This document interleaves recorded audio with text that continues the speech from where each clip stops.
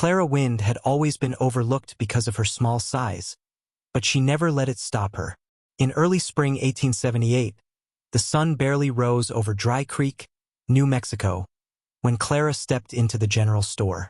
At just 4 foot 6 1/2 inch, she was shorter than most people, and her boots were scuffed, with a hat that was too large for her head. She carried a bundle on her back, with a hoe awkwardly sticking out from it.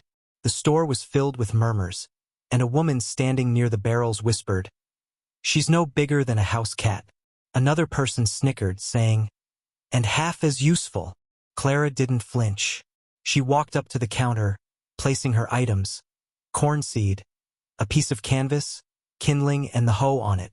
The storekeeper, Mr. Barlow, peered over his spectacles and smirked. "Well, if it isn't Miss Wynne. What's this? Planting corn, are we?" He picked up the hoe, twirling it in his hand.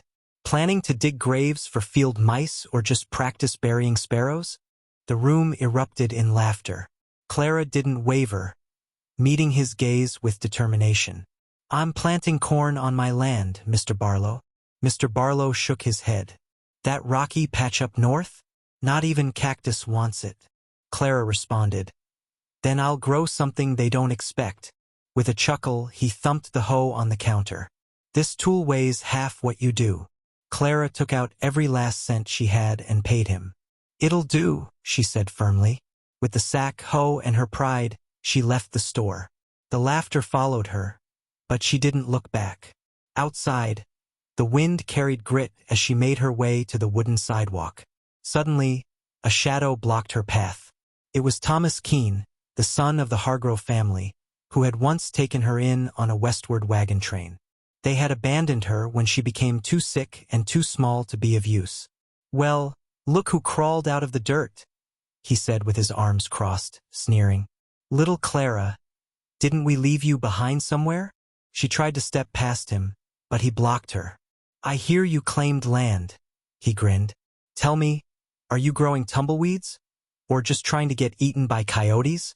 "I've got work to do," Clara muttered, trying to move around him. But Thomas yanked the sack from her hands. The hoe clattered to the ground, and the corn seeds spilled across the dust. "Oops," he said mockingly.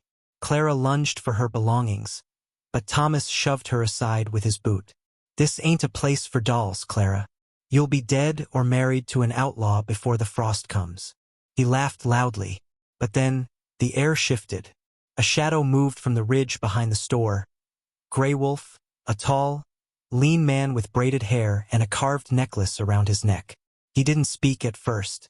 He just walked forward, silent and calm, and his dark eyes locked onto Clara's spilled sack. Thomas froze as Grey Wolf crouched, lifting the hoe with one hand and handing it to Clara. He then knelt to carefully scoop the corn back into the torn sack as if it were precious. When he stood, his voice was low. "The earth does not care how small you are." Thomas stepped back. Grey Wolf turned to Clara and held out the sack.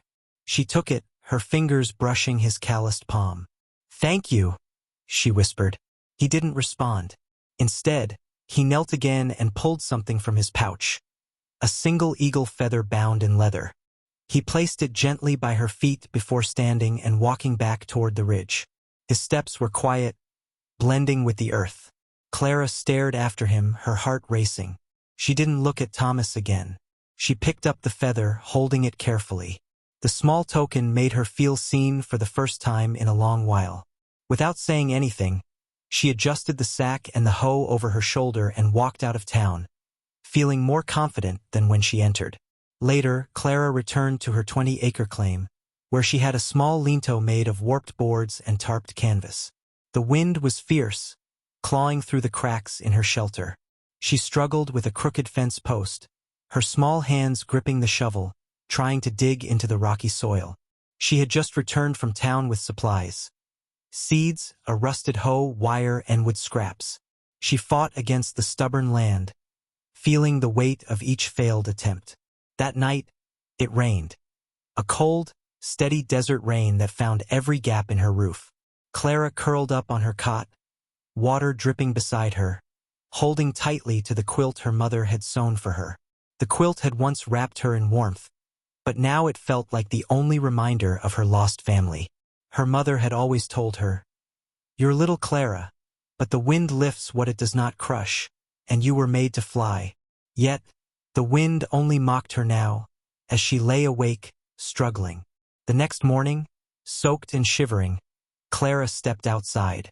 There, before her door, sat a small wooden bird, intricately carved and smooth to the touch.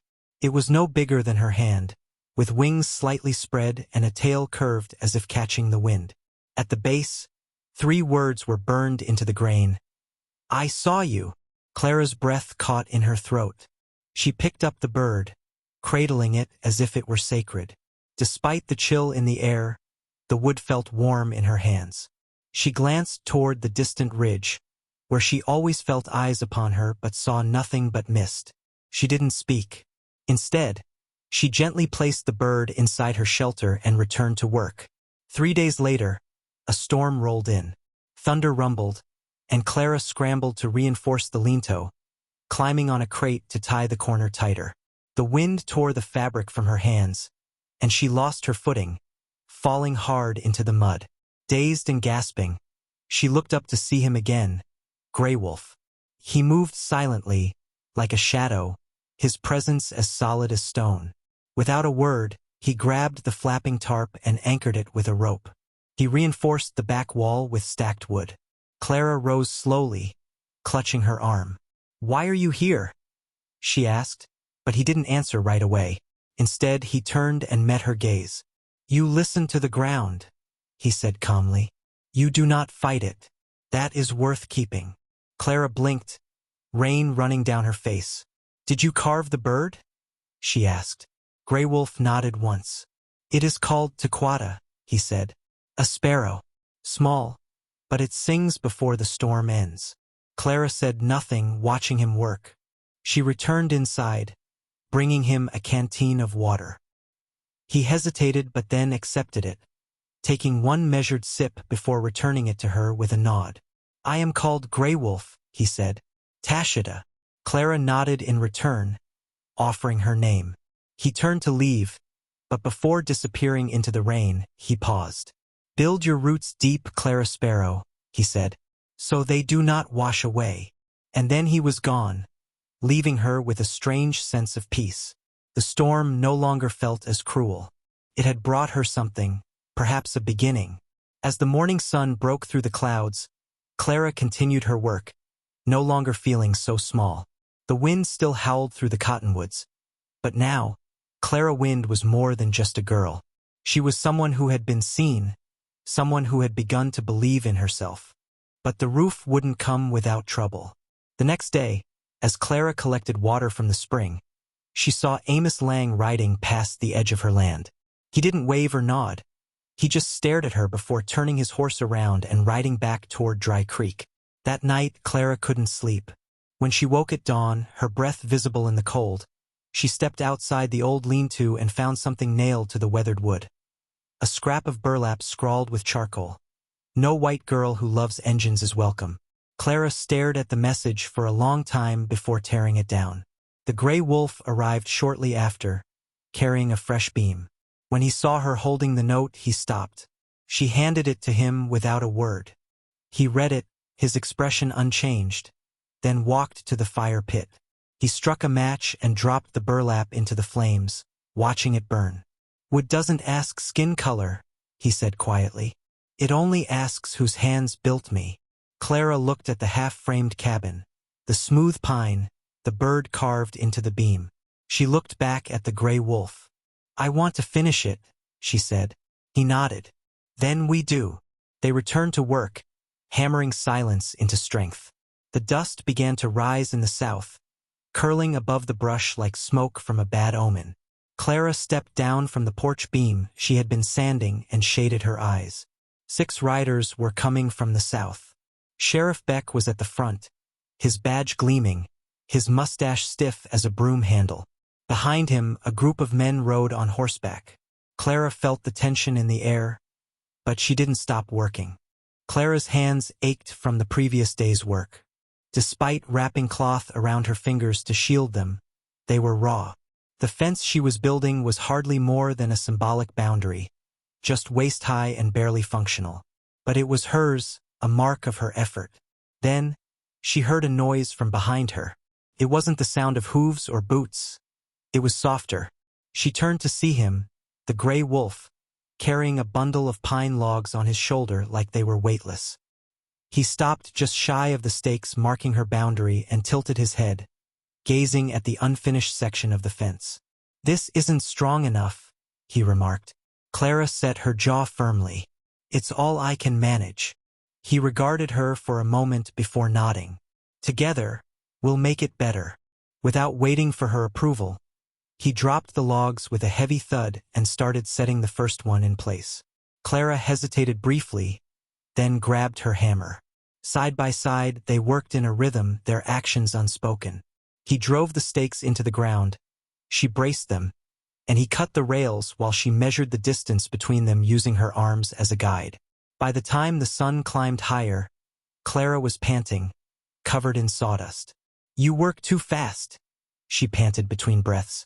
He didn't stop. "You keep up." Clara laughed, a short, breathless sound.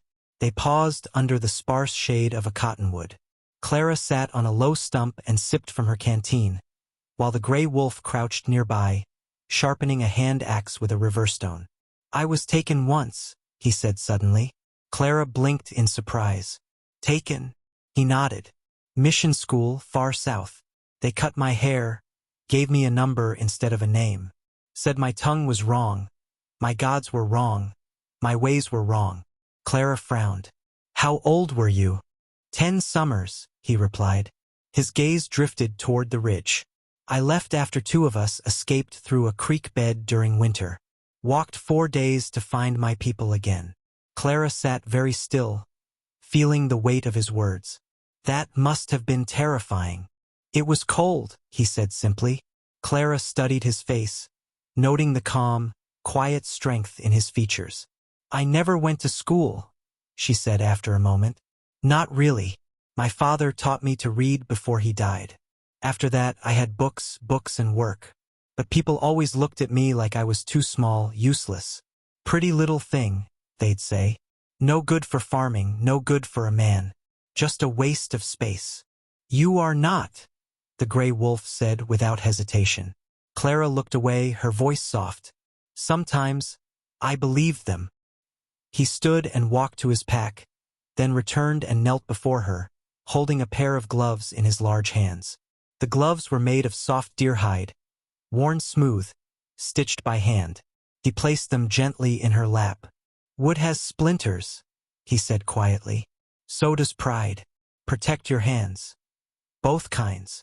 Clara looked down at the gloves, then up at him. "You made these." He nodded once. "You earned them." "Thank you," Clara said, her voice tight with emotion. "No one's ever given me something like this. You stay. You build. That is rare." They returned to work without further conversation. The gloves fit perfectly. Later that afternoon, as the fence was completed, they stood together, looking over the land. Her garden patch, the lean-to, and the fledgling fence line.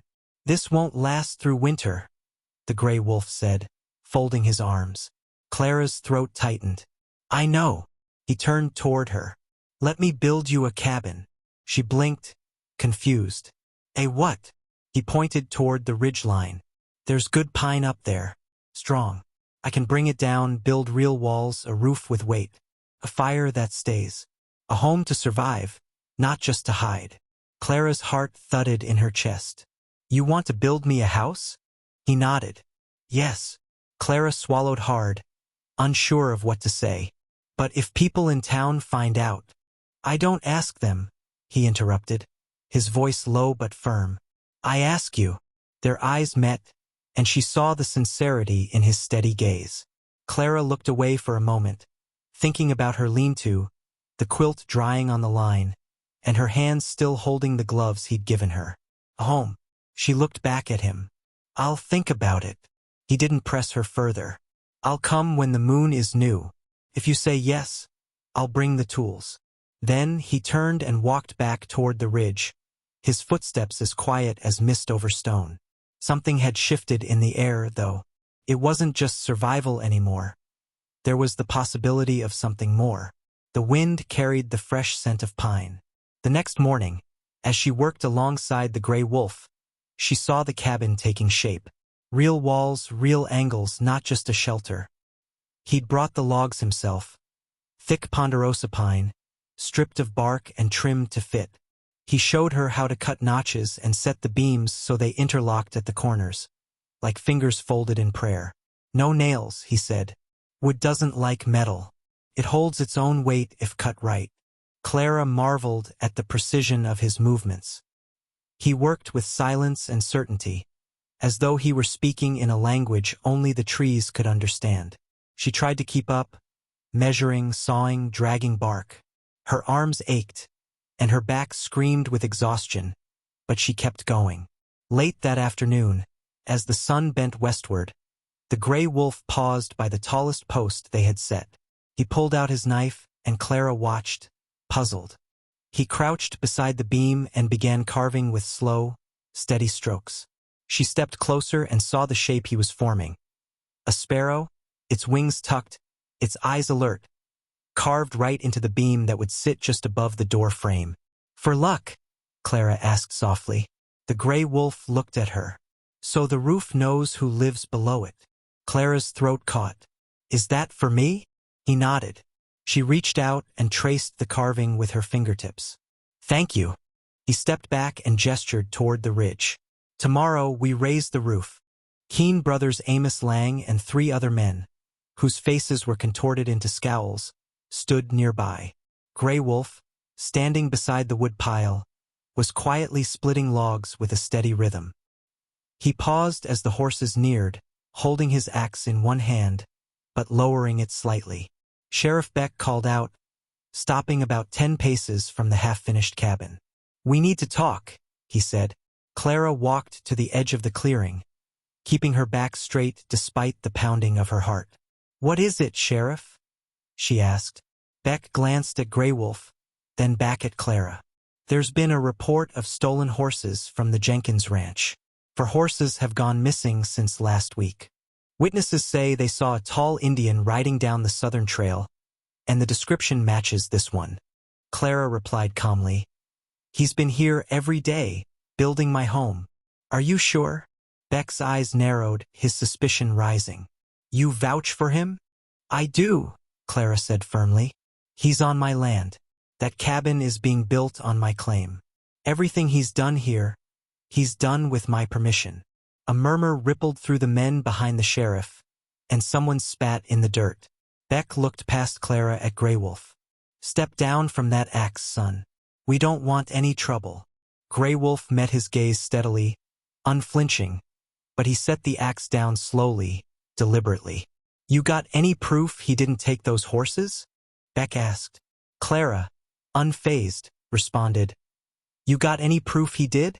Or is it just because he's Comanche?" Beck clenched his jaw, but Clara held her ground. "He's on private land, Sheriff. If you want him off, you'll need a warrant." Amos Lang sneered. "She's bewitched. That savage has got her building shrines to the devil."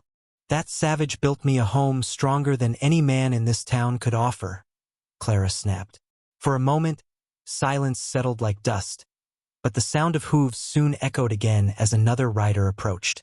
Older and refined, the woman's hair was swept back beneath a wide-brimmed hat. Her carriage was unmistakable, even from a distance. It was Matilda Everdine, the most respected woman in Dry Creek, widow of the town's founder. Her words could calm a riot or incite one. She pulled up beside Beck and dismounted gracefully. "John," she greeted the sheriff, nodding slightly. "Gentlemen," she added, acknowledging the others, though they mumbled their greetings uncertainly. Before anyone could continue accusing, Mrs. Everdine spoke crisply. "Perhaps I should clarify something." She pulled out a folded paper from her satchel. "This morning, the Jenkins Ranch recovered all 4 of their horses. They had gotten loose during the last thunderstorm and were found grazing by Willow Gulch, with no signs of theft." Beck frowned as he took the paper and read it. Then what the hell is this about? Amos growled. Mrs. Everdine fixed him with a sharp look. This is about fear, Mr. Lang, and how quickly men forget themselves when faced with change. She turned to Clara, her voice softening. You built this home with your own hands. Clara glanced at Grey Wolf. Not alone, she said. But I helped. Matilda looked at the cabin, then back at the sheriff. Well then, she said. I see no crime here, just construction. Beck sighed. You sure about this, Matilda? As sure as I was when your mother gave me her wedding ring and said, trust the girl who dares stand alone. The sheriff cleared his throat. All right then, we'll be on our way, he muttered, giving orders. The men turned their horses around. Before leaving, Beck gave Grey Wolf a long look. Stay clean, son. Grey Wolf did not reply. He didn't need to. Once the dust settled, Clara stood frozen, her breath shallow, her knees trembling. Grey Wolf stepped forward. He said nothing, but laid his large hand gently on her shoulder. It wasn't to claim or warn her. It was just to steady her. The warmth of his touch sank deep into her bones. Clara closed her eyes, letting the steadying sensation hold her. The morning after the confrontation with Sheriff Beck, Clara woke to an unfamiliar sound. Voices, multiple voices, drifted to her from the distance. They weren't arguing or shouting, but speaking all at once, with a sense of purpose. She threw off her blanket and stepped out from beneath the makeshift canvas flap she had tied between two saplings. Her boots sank slightly into the damp earth, softened by the morning chill. She froze when she saw what was before her. Half a dozen wagons were lined up on the rise above her plot. The wheels were thick with red dust, and horses shifted, snorting in the crisp morning air. Men and women were climbing down from the wagons. Some carried baskets, others planks, crates, or tools over their shoulders. Children scampered about. Clara stood motionless, her hands stained from yesterday's work, her fists clenched at her sides. Behind her, Grey Wolf appeared from the unfinished doorway, his axe still resting across his back. His dark eyes scanned the unexpected guests, his posture unreadable. Matilda Everdine, with her gray hair tucked beneath a wide-brimmed hat and boots weathered from many seasons, called out with a voice as firm as the earth beneath them. Good morning, Miss Wynne. We've got a house to finish, don't we? Clara remained silent, unsure of how to react. Matilda's voice rang through the air as she approached the edge of the cabin. These folks aren't here to gossip. They're here to help, to give. She gestured back toward the group of settlers. The Millers arrived first, placing a well-loved rocking chair on the porch and a small black cook stove by the door. The Cooper brothers followed with a wagon full of window glass, hinges, and various tools. The Williams family brought jars of preserves, smoked meats, and a heavy hand-stitched wool quilt, which Clara immediately recognized. More settlers arrived, one by one, each offering something. Wood, nails, shingles, even a sack of coffee beans wrapped in brown paper. Some came with tools and others with gifts, but all came with quiet gestures of support. Clara felt a lump in her throat. She had expected isolation, mockery, and whispers behind her back. She hadn't anticipated this overwhelming kindness. She stole a glance at Grey Wolf, whose face remained unreadable, but his posture softened. His hands, which had always been so still, now opened slightly, as if accepting this unspoken gift from strangers he had no reason to trust. The work began. All through the morning, the valley echoed with the sound of hammers, saws, and conversations. Clara moved among the workers, helping wherever she could, carrying shingles to the roof, smoothing mud and straw between the logs, fetching nails with hands accustomed to splinters. Grey Wolf worked alongside the Coopers, hoisting beams with a strength that left others silent in awe. He carved joints and checked angles by eye, making cuts so clean that the pieces slid together effortlessly. His presence, once a cause for suspicion, now grounded the project in something solid and lasting. By late afternoon, the house was taking shape. The roof stood complete, with sunlight reflecting off the new windows and casting golden ribbons inside. The stove was fitted and already sending a thin trail of smoke into the sky. The doors hung straight, and the floor was swept clean. Clara stood in the center, looking around in wonder.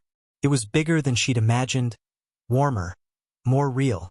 She heard footsteps behind her and turned to see Grey Wolf approaching from the doorway, a small bundle cradled in his hands, wrapped in soft, aged cloth. "For you," he said quietly. Clara stepped forward and untied the cloth. Inside was a silver bracelet with a smooth turquoise stone set in it, worn smooth by time and touch. Small symbols were etched into the metal: clouds, wind, and a bird caught mid-flight. The bracelet shimmered, not with wealth, but with history. "It belonged to my wife," Grey Wolf said in a low, reverent voice. "She wore it until the fever came." Clara's fingers trembled as she reached for it. "I can't take this," she said softly. "It's too precious." "You don't take it," Grey Wolf replied. "It finds you. It chose you." Clara's chest tightened with an emotion she couldn't name. She slowly slipped the bracelet onto her wrist. It fit perfectly, neither too tight nor too loose, as if it had always been meant to be there. The others finished their work, hammering in the last nails and packing their wagons. As the sun dipped behind the hills, long shadows stretched across the grass.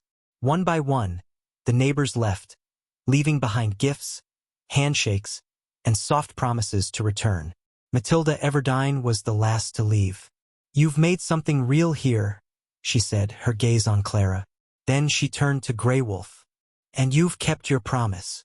Grey Wolf gave a slight bow of his head, a gesture filled with more meaning than words could express.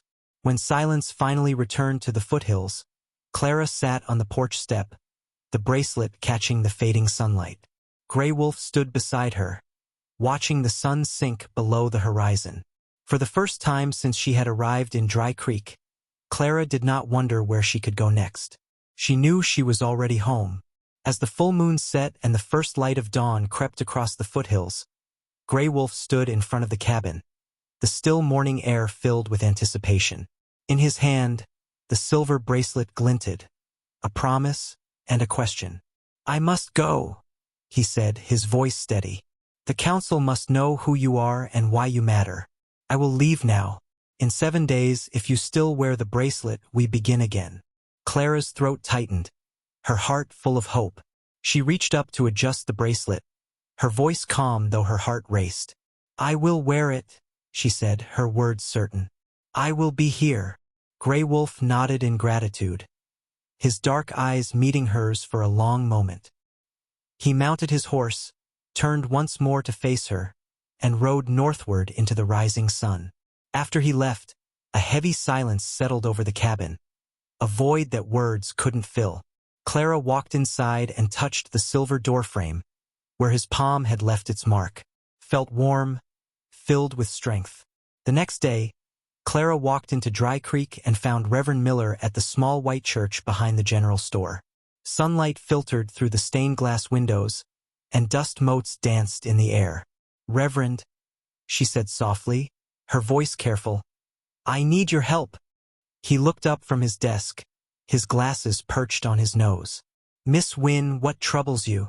Clara stood still, her voice faltering as she told Reverend Miller about her intentions to marry Grey Wolf. He looked at her, his face growing serious, and after removing his glasses, he sighed deeply. "Clara, I cannot officiate this. It goes against our traditions, and I fear it may cause a scandal in the parish. My duty lies with our customs." She tried to hold back the tears that threatened to spill. "I understand," she whispered. He hesitated for a moment, his tone softening. "I hope you find a way, Clara." She left the church, holding her head high despite the pain in her heart. Outside, she spotted Mrs. Everdine sweeping the porch of the general store. The older woman looked up, offering a smile that softened Clara's sorrow. "Mrs. Everdine," Clara spoke cautiously, "I'm supposed to marry Grey Wolf, but Reverend Miller refused. I was hoping, maybe you could help." Mrs. Everdine paused, setting her broom aside. "Child, I've helped build more than one frontier. If no one else will stand for love, I will." Clara's eyes widened in surprise. You would do this for me? Mrs. Everdine nodded. If you wear his bracelet for 7 days, I will stand with you. Clara's heart swelled with gratitude. Thank you, she said, feeling the weight of her hope renewed. For the next 7 days, Clara rose with the sun, tending to the garden at the cabin, caring for the young corn and squash as the silver bracelet gleamed on her wrist, the only reminder of the promise she had made. Her heart held both longing and anticipation, waiting for the dawn of the 7th day.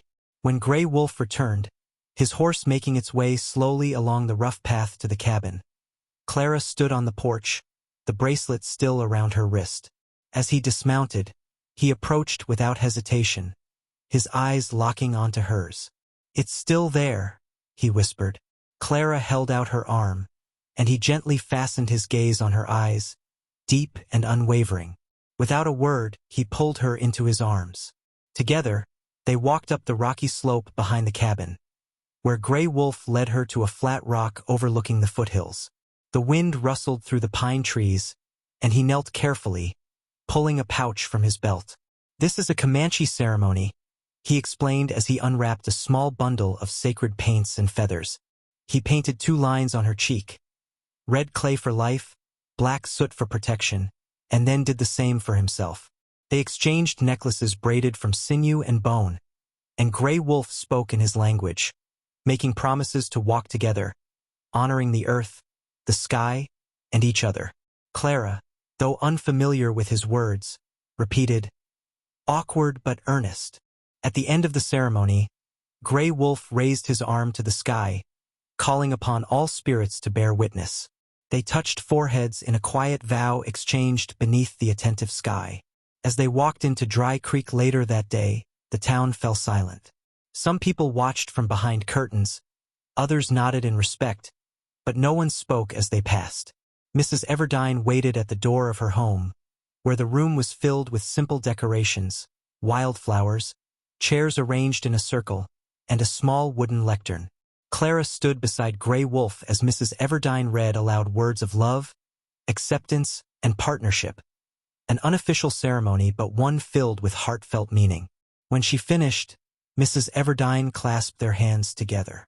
I now pronounce you married, by covenant of truth, bravery, and love.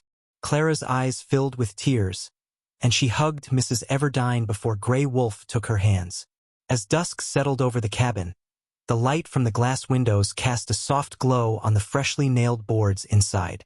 The smell of supper cooking over the stove mixed with the scent of pine and earth outside. Clara leaned against him, her bracelet glinting in the moonlight against his dark coat. She whispered, I was once too small for them, but now I have a home, built by someone who sees strength in that smallness. Grey Wolf turned to face her, his eyes reflecting the moonlight. He gently touched the turquoise in her bracelet and spoke softly. You showed your worth, stone by stone, choice by choice. You are no longer small. You are my equal, my family. A peaceful silence settled between them, a quiet connection in the cool night. Above them, the pine needles whispered in the wind, and an owl called from the ridge. Their future was uncertain, storms would come, and whispers would rise. But in that moment, they found solace in each other's arms. 2 people bound by earth, sky, love, and endurance. Together, they had chosen one another, without apology, without regret, as the world continued to spin on. If the story moved you, reminding you that even the smallest among us can possess the greatest strength, then you've just experienced the heart of what we do at Wild West Love Stories. We bring tales of impossible love, fierce resilience, and quiet moments that transform everything. In the frontier, love may be rare, but when it comes, it builds something unbreakable, something even time cannot tear down. So, if Clara and Grey Wolf's journey touched you, don't let it end here. Subscribe, join our community, and saddle up for the next unforgettable ride.